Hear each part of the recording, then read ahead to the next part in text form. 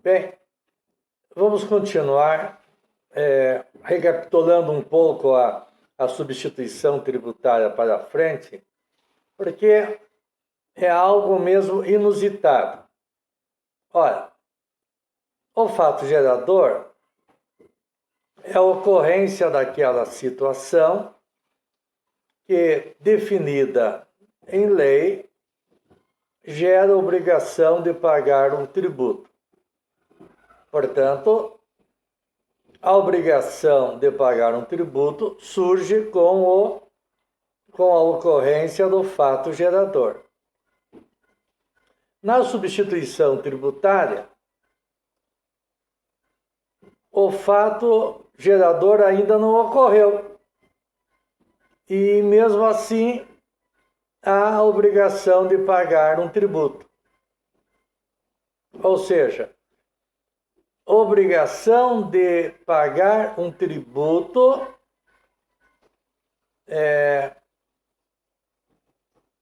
cuja ocorrência existirá só no futuro. Então, é uma forma de pagar antecipadamente. Bem, mas é isso que está definido lá no artigo 150, parágrafo 7º. Ou seja, a obrigação de pagar um tributo relativamente a um fato gerador que ainda não aconteceu, que só irá acontecer no futuro. Bem, nós já falamos que essa substituição tributária não é ampla, ela tem os seus limites. O primeiro limite é a observância do princípio da legalidade. Só, por óbvio, é através de lei que se pode criar uma substituição tributária. Ou seja, dizendo quais os fatos geradores futuros que geram no presente a obrigação de pagar um tributo. Outro limite que nós vimos no artigo 150, parágrafo 7º, é que essa substituição tributária só pode se referir a impostos ou contribuições. E o pagamento do tributo futuro, no primeiro momento, ele não é pago pelo contribuinte. Ele é pago por um responsável. A finalidade é uma técnica de proteção à arrecadação e à facilitação da fiscalização. Vou tentar dar um exemplo. A Ford vende 50 veículos para cada uma das suas, sei lá quantas, 200 concessionárias.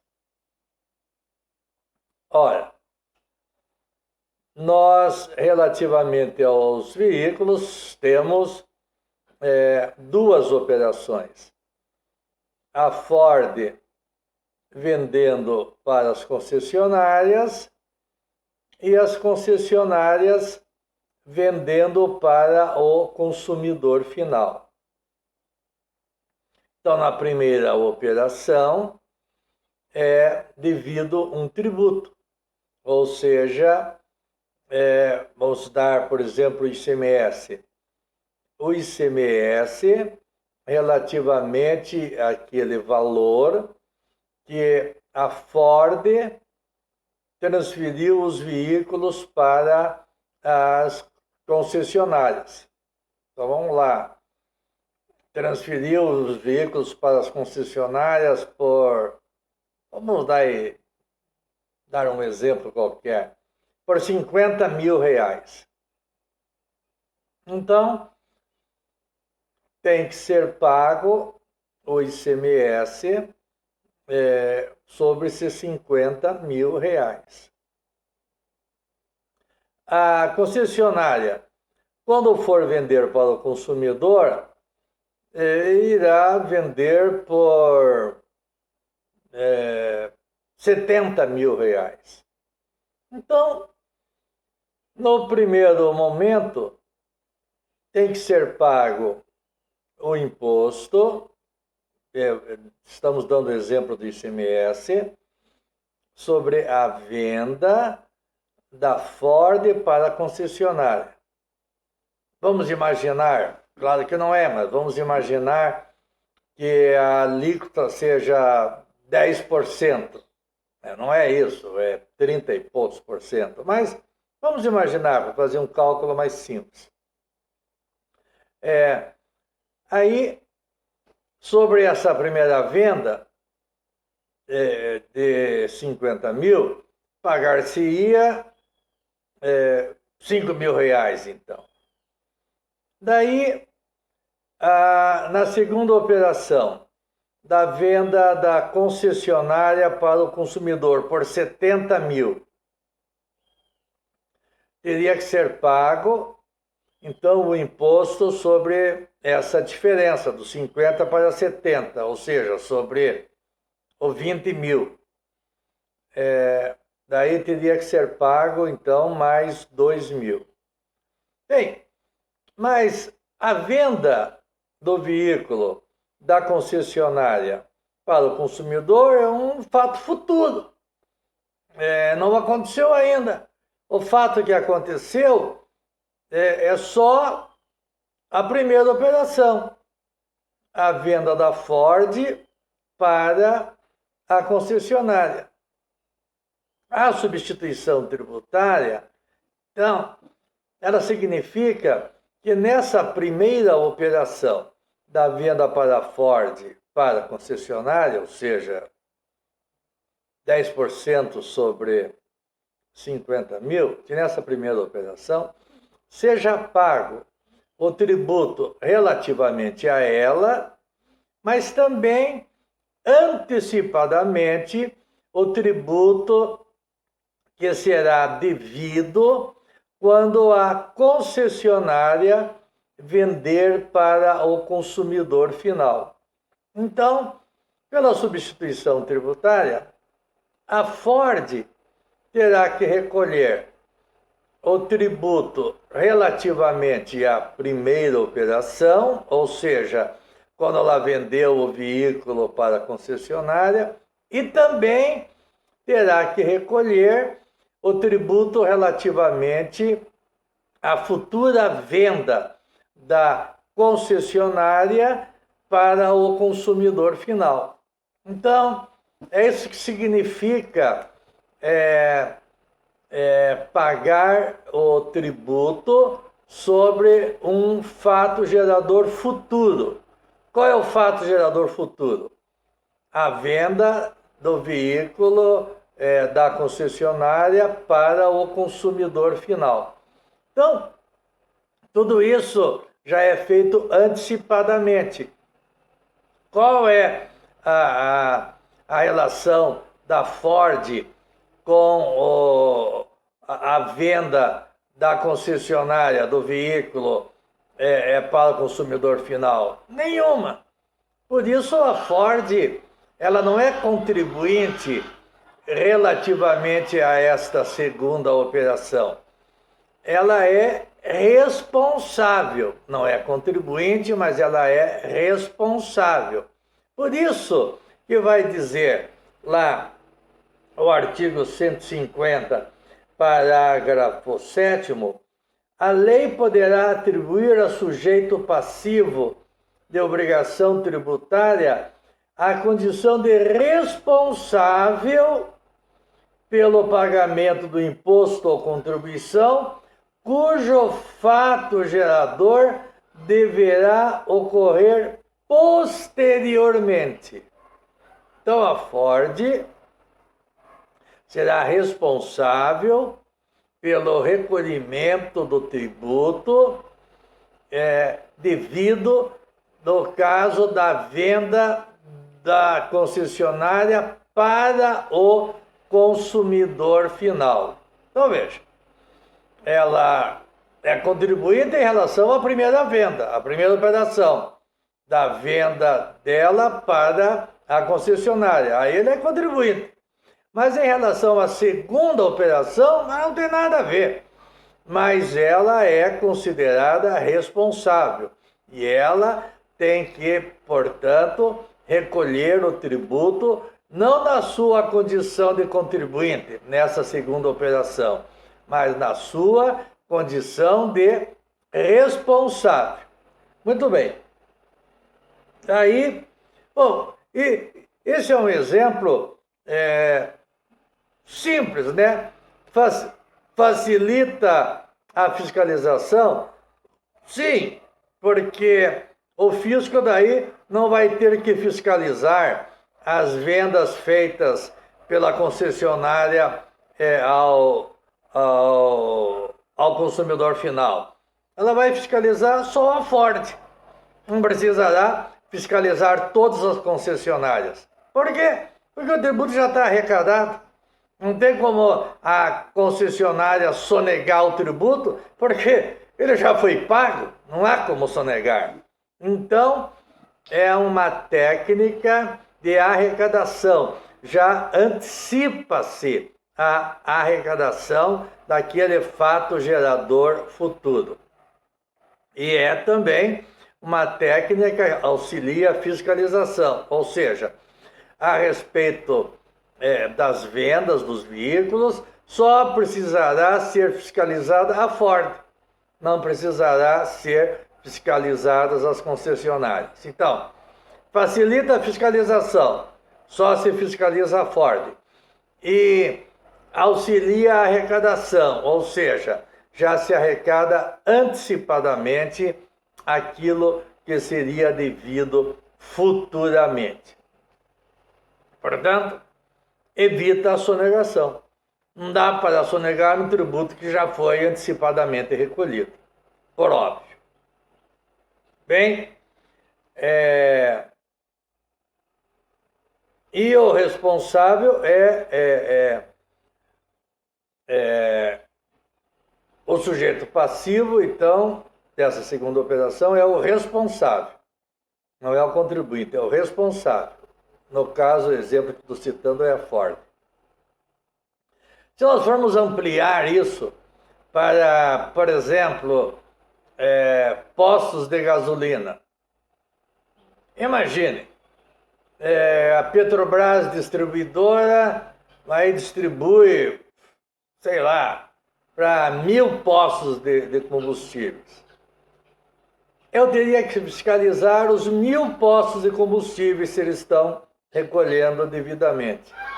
Mas, através da técnica da substituição tributária, eu só fiscalizo a distribuidora, porque ela é a responsável pelo recolhimento do tributo relativamente à venda do combustível para os postos, não é, de combustíveis, e responsável também pela futura venda que os postos de combustíveis fazem para o consumidor final. Então, imagine como facilita isso a fiscalização. Não tem que ficar fiscalizando todos os postos de combustíveis, basta eu fiscalizar a distribuidora. E antecipa a arrecadação daquele tributo que é devido quando o posto de combustível já vende o combustível para o consumidor final. Aí vocês podem me dizer, mas professor, Ainda não existe fraude? Ah, existe. Existe muitas fraudes. Por exemplo, no posto de combustível falsificando documentos de que aquele combustível já foi objeto de pagamento em operações anteriores. Existe muita falsificação. E combustível que vem de outras empresas que não fazem esse recolhimento antecipado. Eu estou falando como que deve ser juridicamente a situação, mas relativamente a questões de fato, ainda, infelizmente, acontece muita falsificação, acontece muita sonegação. Mas isso, em teoria, não poderia acontecer em razão da técnica da substituição tributária para frente. Ela é chamada para frente, repito, porque se refere a um fato gerador futuro. Nós vamos estudar a para trás, que se refere a um fato gerador passado. Mas fiquemos agora, por enquanto, só na substituição tributária para frente. A parte final desse dispositivo é que gerou muita polêmica. A parte final diz. Vamos ler o dispositivo todo. A lei poderá atribuir a sujeito passivo de obrigação tributária a condição de responsável pelo pagamento de impostos ou contribuição cujo fato gerador deva ocorrer posteriormente. Bem, ora, nós sabemos que naquela norma jurídica tributária, aquilo que nós sempre estudamos, que tem o critério material, o critério temporal, o critério espacial, lá na consequência jurídica tributária, no critério quantitativo, tem a base de cálculo vezes a alíquota. Então, a cobrança tem que levar em consideração a base de cálculo. A base de cálculo é o valor da operação. Bem, aí vocês vão me perguntar, bom, mas como é que vai ser cobrado antecipadamente um tributo sobre um fato gerador futuro, se o tributo tem que ser calculado sobre a base de cálculo e não se sabe qual é a base de cálculo daquela operação futura. É verdade. Mas, para fins da substituição tributária, essa base de cálculo é presumida. Ou seja, há uma pauta fiscal dizendo, esse veículo no futuro, quando a concessionária for vender para o consumidor final, ele será vendido por X, digamos, 70 mil. E aí, cobra-se o tributo em relação a essa base de cálculo presumida. Bom, acontece o seguinte, que esse veículo, ao invés de ser vendido lá por 70 mil, no exemplo que eu dei, por dificuldades do mercado, pode ser vendido por 65. Mas já foi recolhido antecipadamente sobre uma base de cálculo de 70. Se foi vendido por 65, a carga tributária deveria ser menor. Deveria ser, vamos dizer, 10% sobre 65, não 10% sobre 70. Porque não foi vendido por aquele valor presumido pelo fisco. E o fisco sempre coloca um valor presumido bem alto, bem alto. E aí ele diz, olha, se você conseguir vender por mais, não precisa pagar a diferença do tributo. Mas se vender por menos, não tem direito à devolução. É quase impossível vender por mais do que aquela base de cálculo presumida fixada pelo Estado, porque ele fixa sempre essa base de cálculo no máximo, lá em cima. Bem, mas e se eu vender por menos? Eu tenho direito à devolução daquilo que foi recolhido a maior antecipadamente? Essa foi uma grande polêmica no Supremo Tribunal Federal. No primeiro momento, o Supremo Tribunal Federal falou, não. Se vender por menos, não tem direito à devolução.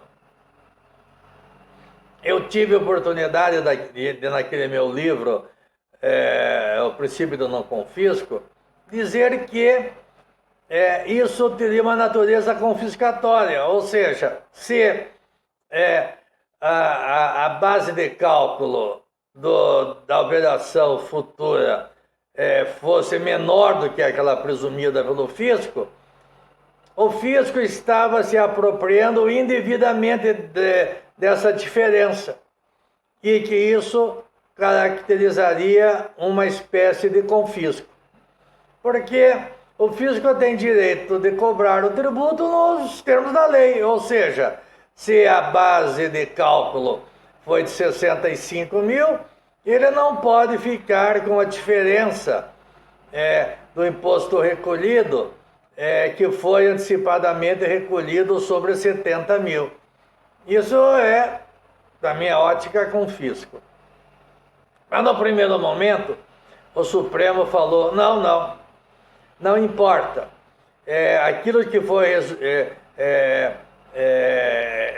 recolhido antecipadamente, se tiver alguma diferença, não pode haver devolução. A base de cálculo presumida prevalece sobre a base de cálculo real. Como? O tributo é uma obrigação ex lege, ou seja, depende da lei. Não pode fugir da lei. Não pode se cobrar tributo indevidamente. Tem que cobrar o tributo nos termos da lei. Bom, diz o Supremo Tribunal Federal, então, o seguinte. Vamos ler a parte final do artigo 150, parágrafo 7. Repetindo o artigo. A lei poderá atribuir a sujeito passivo de obrigação tributária a condição de responsável pelo pagamento do imposto ou contribuição, cujo fato gerador deva ocorrer posteriormente, assegurada a imediata e preferencial restituição da quantia paga, caso não se realize o fato gerador presumido. Ou seja, o Supremo Tribunal Federal interpretou essa parte final da seguinte maneira. A restituição daquele valor pago antecipadamente só poderá ocorrer se o fato gerador futuro não ocorreu. Ou seja, se a concessionária não vendeu os veículos, se o posto de combustível não vendeu o combustível. Ora, isso não tem lógica. Teoricamente, no comércio, o fato gerador futuro acontece. Então o Supremo falou,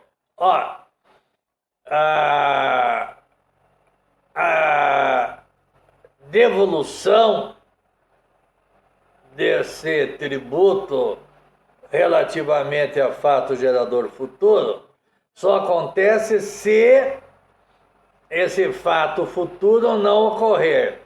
E não se ele ocorrer com base de cálculo menor. Então, se foi presumido que a venda do veículo para o consumidor final era de 70 mil, não importa se ele foi vendido por 65, por 60. Não. Aquele imposto antecipadamente recolhido torna-se definitivo e não há nenhum tipo de devolução se a base de cálculo futura for menor.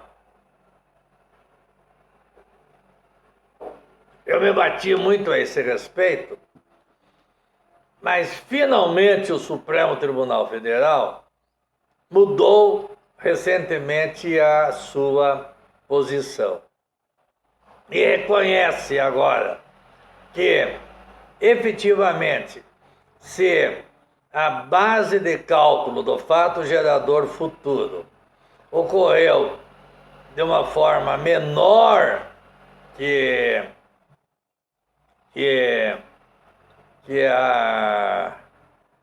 aquela base de cálculo presumida, é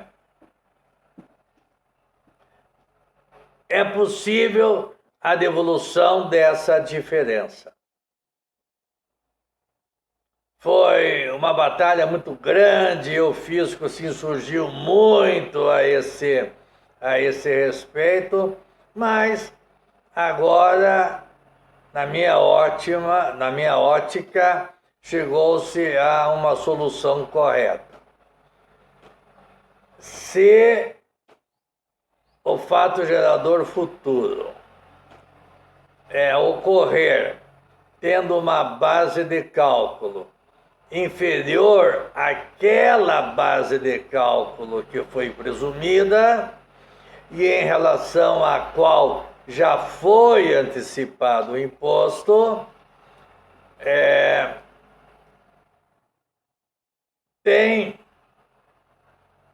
há a possibilidade de haver a devolução dessa diferença.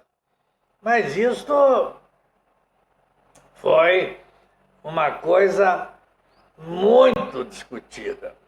Apesar de eu entender que é uma questão simples, é uma questão lógica. Se eu recolhi um tributo indevidamente, porque eu sou obrigado a recolher o tributo relativamente à base de cálculo do fato gerador, não é? Mas do fato gerador real. Então, entre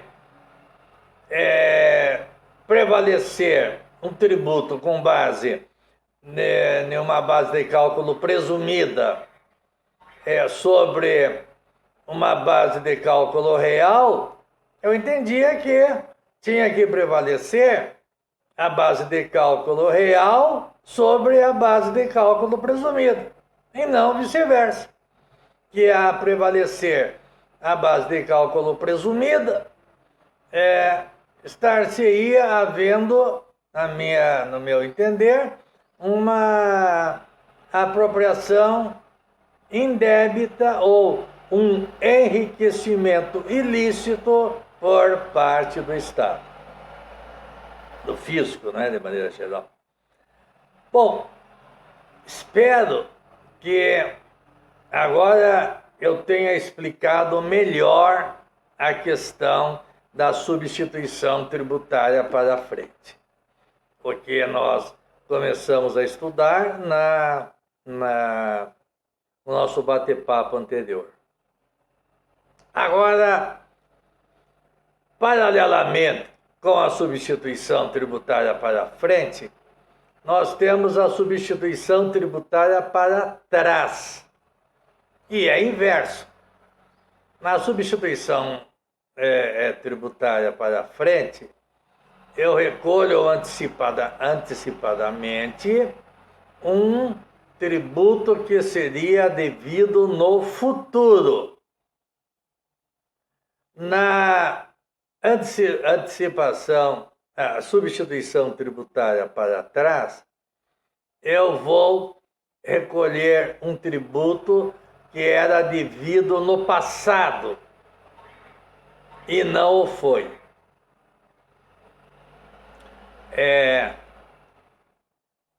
Não foi não porque houve sonegação. Não. Não foi porque o fisco também, para favorecer a fiscalização e a arrecadação, assim determinou.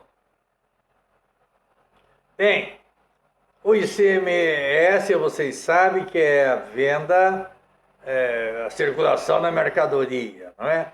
Vamos pegar um exemplo assim, muito simples. A venda de gado. Cada venda de gado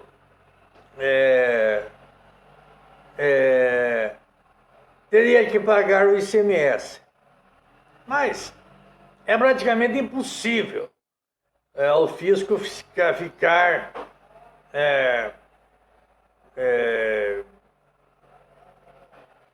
olhando lá, fiscalizando todas as vendas de gado que acontecem todos os dias, em todos os lugares, né, dos estados do Brasil. Mas eu estou falando sobre ICMS, então, sobre os estados. O tributo é devido? É devido. Mas é recolhido? Não é recolhido. Ah, então não é recolhido por sonegação? Não é por sonegação. É porque a lei diz que não precisa naquele momento ser recolhido. Ah, então há uma isenção? Não há isenção.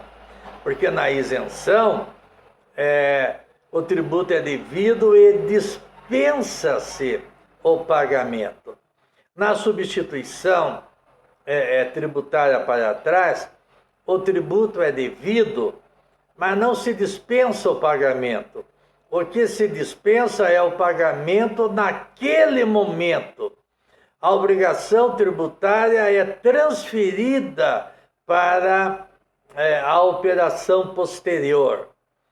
É isso que nós chamamos de diferimento. Então, relativamente à substituição tributária para trás, nós temos o Instituto do Diferimento. Vamos tentar fazer uma comparação entre imunidade, isenção e diferimento. Imunidade, não há o poder de tributar. No caso que eu estou citando, há o poder de tributar, circulação de mercadoria entre pessoas comuns. Isenção. O tributo é devido, mas o Estado dispensa o recolhimento da quantia. Não. O tributo é devido e o Estado não dispensa o recolhimento da quantia. Ele apenas posterga para o futuro o recolhimento da quantia. Então, são várias operações, vamos lá dizer de gado, ou de frango, sei lá, desde que não seja para exportação, porque daí nós teríamos uma imunidade específica. Chega lá no frigorífico, aí será recolhido o tributo que alcança não só aquela operação que está sendo feita naquele momento da venda do frango, da carne, sei lá, do frigorífico para os mercados, mas sim de todas as operações anteriores relativamente à circulação daquele gado, daquele frango. Então vamos imaginar. Eu vou cobrar do frigorífico o ICMS, não apenas na última operação que alguém vendeu o gado para ele frigorífico, mas sim de todas as operações anteriores. Então, aqueles tributos devidos nas operações anteriores serão pagos pelo frigorífico. Então, aqueles tributos devidos nas operações anteriores não são isentos. Eles foram apenas diferidos para que fossem pagos na última operação, ou seja, no exemplo que eu estou citando, quando o frigorífico vende aí para os mercados, afinal, para os açougues, sei lá. Então, relativamente à substituição tributária para trás, o que eu tenho é o pagamento dos impostos diferidos, aqueles que não foram cobrados naquele momento, mas serão cobrados cumulativamente lá no final pelo responsável, no caso que eu estou citando é o frigorífico. Então, vamos lá, pegar o caso de um boi. Foi vendido por... E vamos ficar na alíquota de 10%, né? Claro que não é, mas vamos ficar para facilitar o cálculo. Um boi foi vendido por R$1.000. Tinha que pagar R$100. Aí ele passa para a segunda operação, R$200. 10% tinha que pagar R$2.000, 10% tinha que pagar R$200. Chega lá no final, pro frigorífico, R$3.000, 10% tinha que pagar R$300. Olha, nós vamos estudar ainda, já conversamos rapidamente a esse respeito, mas vamos fixar melhor o princípio da não cumulatividade, por exemplo, do ICMS. Ou seja, que aquele tributo devido numa operação se desconta aquilo que foi pago na operação anterior. Então, se na operação anterior foi pago 100, na operação presente é devido 200, desse 200 se deduz o 100, aquilo que foi pago na operação anterior. Na futura, se é 300, se deduz aquilo que foi pago na operação anterior. Ou seja, aquela 200, mas que pelo princípio da não cumulatividade ficou reduzido a 100. Na operação que era devido 300, serão deduzidos aquilo que foi pago nas duas operações anteriores e, portanto, ficaria a carga tributária também de 100. Na substituição tributária, não haverá o que se deduzir das operações anteriores, porque nas operações anteriores nada foi pago, foi diferido. Por isso que lá na operação final terá que ser recolhido o tributo sem descontar-se aquilo que foi devido nas operações anteriores. Bom,